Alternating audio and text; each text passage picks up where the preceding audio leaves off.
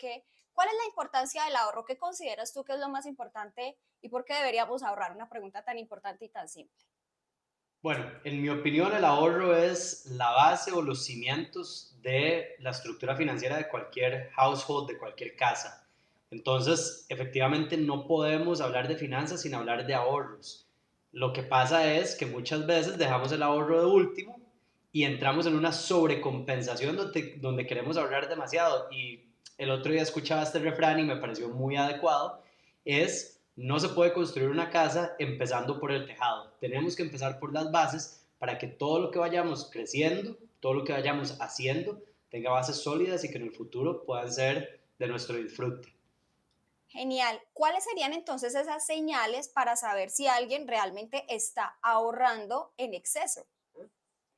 Bueno, hay un libro que a mí me encanta, lo tengo por aquí, se llama The Richest Man of Babylon o El hombre más rico de Babilonia y tiene algo muy sencillo que todos deberíamos hacer y aplicar es, en el momento que me entra dinero, yo debería ahorrar el 10% de mi ingreso, o sea, yo debería aprender a vivir con el 90% de mi capital siempre.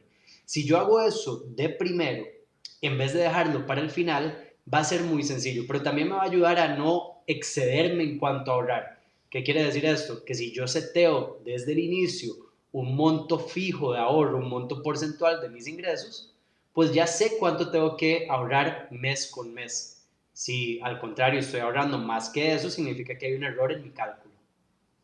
Ok, y en ese ahorro que tú estás mencionando de ese 10%, ¿debería ser destinado a inversión y a algo para corto plazo o lo tienes específico para ahorro e imprevistos, vacaciones, etcétera? Hagamos esa distinción. Bueno, eso es algo que a mí me encanta hablar con los clientes porque en la época en la que vivimos y ahora hablaban ustedes sobre las apuestas en línea, etcétera, tendemos a confundir ahorro, inversión, apuestas, juegos, etcétera. Entonces, tenemos que recordar, el ahorro es ahorro, tiene que ser bajo riesgo, tiene que ser líquido. Eso es fundamental en un ahorro. Mis inversiones son algo separado. Entonces, en una estructura bien, yo nunca voy a negociar el 10% de ahorro. El 10% de ahorro tiene que estar. Adicional a eso, yo debería destinar parte de mi dinero para invertir. ¿Por qué? Porque va a crecer más en el tiempo. Entonces tengo que dividirlo. Ahora, algo que dicen mucho los expertos o que es un debate muy grande es, debería ahorrar siempre con un propósito, o sea, debería estar mi ahorro atado a una meta. Y la respuesta difiere entre mucha gente. Para mí es, antes yo pensaba que el ahorro tenía que tener una meta asociada siempre. Hoy por hoy digo, no tiene que tener una meta, no tiene que tener una meta siempre asociada, pero sí tenés que utilizar ese dinero en algún momento porque el fondo de emergencia es finito. Después de eso seguimos ahorrando, pero me va a ayudar a futuro. Ok, sería como una forma de alguna manera, relajar y quitarle presión al ahorro. Yo te entiendo, yo soy una de las que digo, ponle un nombre a ese ahorro, pero a veces es cierto que tenemos tantas cosas a la vez, que las vacaciones, que la Navidad, que el pago de impuestos, que el fondo de emergencias. Entonces la gente es, bueno, ¿y dónde voy poniendo cada cosa? Pues ten en cuenta, es una opción, un 10% o hazte un porcentaje que sea de acuerdo a tu realidad financiera, que así no sea el 10, no te sientas mal, empieza a hacerlo. ¿Cómo podría afectar el ahorro excesivo, Carlos, a la calidad de vida diaria? El problema con el ahorro excesivo es que cada persona tiene una personalidad financiera y si bien no es blanco y negro, no todos somos exactamente gastador compulsivo, ahorrador compulsivo, etcétera. Tenemos rasgos que nos enseñaron muy probablemente nuestros padres en nuestra infancia y que replicamos en nuestra vida adulta. Ahora, una persona que ahorra demasiado es una persona que se va a privar de muchísimas cosas. Y esto es algo de otro libro que me encanta que se llama Die with Zero, morir con cero. Y lo que dice este libro es que cuando una persona gasta, o sea, invierte su dinero, digámoslo de esta manera, en experiencias, no solo en cosas materiales, sino primordialmente en experiencias, va a tener una mayor satisfacción en su vida. Razón por la cual un ahorro excesivo implicaría que las personas se están privando probablemente de experiencias, de cosas que pueden disfrutar hoy, pero que quizás no puedan disfrutar cuando tengan 20, 30, 40 años más, y por lo tanto van a ser menos felices. Y esto sí está registrado en datos, las personas que típicamente ahorran demasiado, últimamente sienten menor satisfacción en su vida. Es interesante porque normalmente uno le habla al que no ahorra, ¿no? Hay que ahorrar, hay que ahorrar. Y posiblemente un excesivo ahorrador se sentiría bien, diría, yo estoy cumpliendo la tarea, pero es cierto en la que definitivamente todo extremo es malo. Entonces, quiero que nos hables de algunas situaciones, ejemplos puntuales en las que sea recomendable limitar ese ahorro. Bueno, por ejemplo, si mi ingreso es X monto, digamos $1,000 al mes, por decir un número redondo, y yo decido empezar a ahorrar $500 al mes, o sea, el 50% de lo que me ingresa, entonces todo ese dinero va a ir a un banco, a una cuenta de ahorros. El tema con llevar el dinero a una cuenta de ahorros es que los bancos comerciales hacen un poquito de intermediación financiera, o bueno, no un poquito, hacen bastante intermediación financiera, lo cual significa que utilizan ese dinero y lo colocan y a raíz de eso generan una ganancia. O sea, de mis $500, quien está recibiendo el mayor beneficio, el mayor crecimiento es el banco, no yo como cliente. Por lo tanto, estoy dejando escapar o tengo un costo de oportunidad donde este dinero podría estar invertido. O bien, podría estar utilizando, como bien decías, para un viaje con mi familia, para un viaje con mis amigos, para ir a cenar, para hacer algo, experiencias, que en este libro que les decía, Die with Zero, habla de el ROE o ROE, Return on Experience, en vez de Return on Ujú. Investment, que es el que comúnmente conocemos, y es Por que las equity experiencias, también. Ajá. perdón, Cuando lo dijiste pensé en el return on equity, que es un indicador financiero empresarial, entonces lo confundí ahí yo también. exactamente, pero cuando hablamos de ROE en experiencias, lo que dice el autor es, por ejemplo, cuando tengas 80, 90 años, muy probablemente no puedes viajar. Pero entonces, Ujú. si ves fotos de un viaje que hiciste cuando tenías 20 años, todas esas experiencias vuelven a tu cabeza, lo vas a revivir nuevamente, de tal manera que tiene un interés compuesto que te Ujú. va a hacer disfrutar y disfrutar y disfrutar de algo que gastaste hace 60 años. Ujú.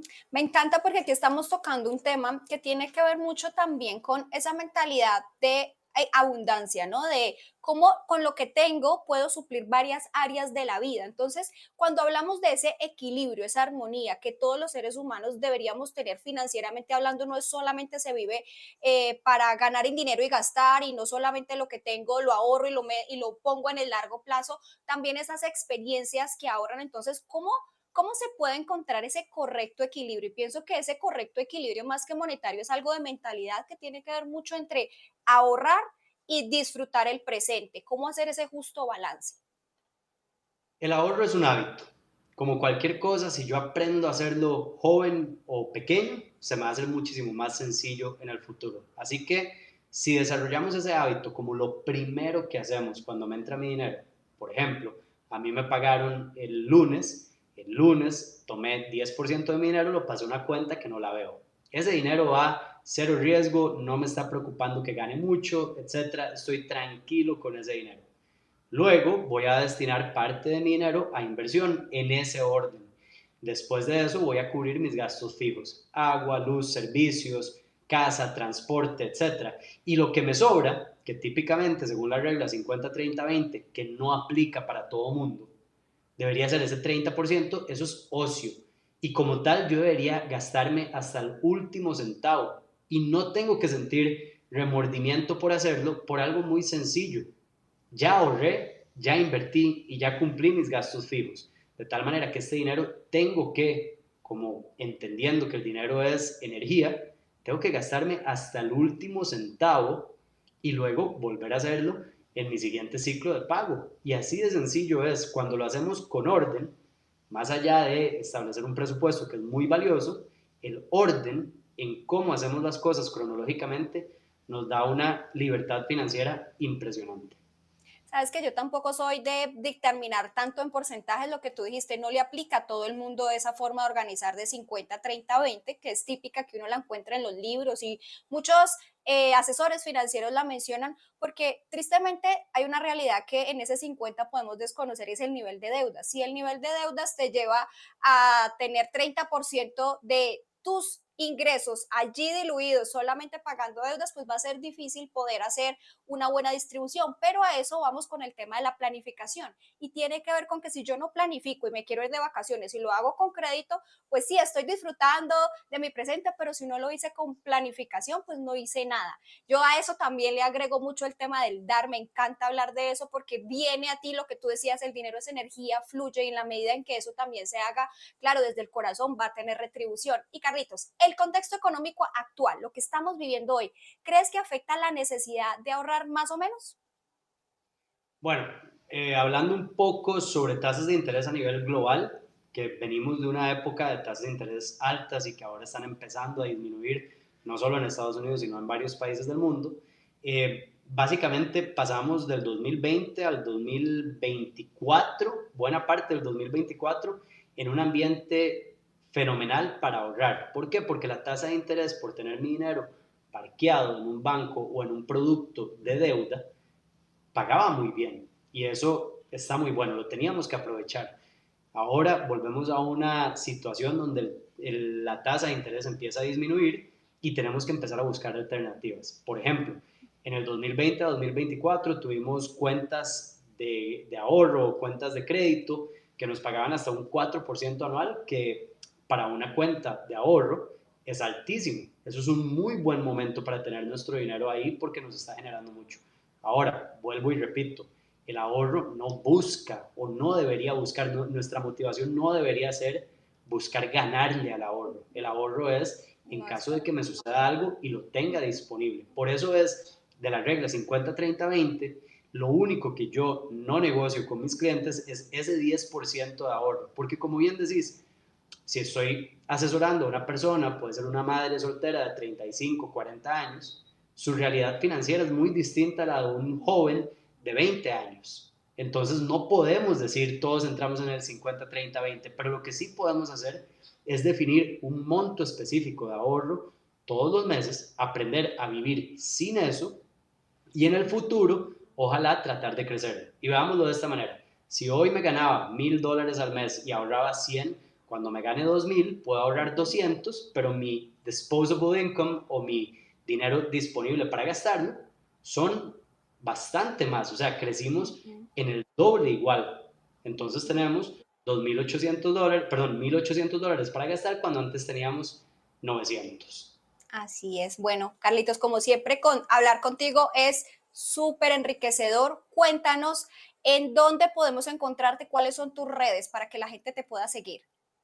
Me pueden encontrar en Instagram como Carlos Valerín CR o en Facebook como Carlos Valerín Coach Financiero. Con mucho gusto estoy constantemente lanzando videos, información, etcétera. Me gusta mucho hablar con la gente, así que si tienen dudas, consultas, siempre les pregunto cositas, porque yo también aprendo muchísimo de ustedes y de este tema en particular lancé un video hace poco, así que por favor vayan a verlo y a darle amor.